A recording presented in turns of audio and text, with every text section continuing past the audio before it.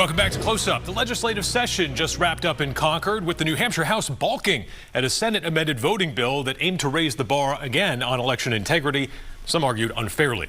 House Bill 1370 would have eliminated all exceptions to the voter ID law, requiring voters to prove their citizenship to be able to cast a ballot.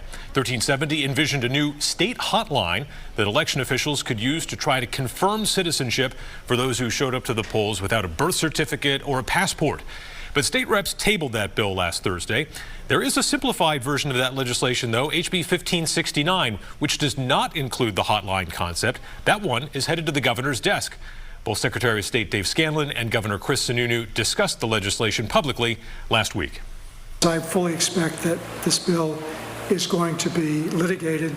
I know inevitably I'll be called to give a deposition on it and that. But this does play into the voter confidence issue, though, because there's two important parts of an election. One is it should be easy for voters that are qualified to exercise that right to vote.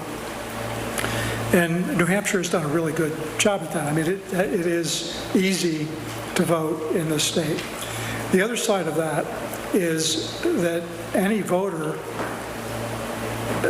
has the right to know who is participating in the elections and whether those individuals are qualified. I've always said I'm not looking to make any significant changes in voting laws here. A big issue that I always have is what we're doing isn't just a good policy, but can it be implemented, right? So you never want to try to implement something too fast or too drastic in a short period of time that would potentially cause any sort of disruption into the system. So it's not necessarily whether they're good ideas or not. I'd have to look at the timing and whether they could be implemented.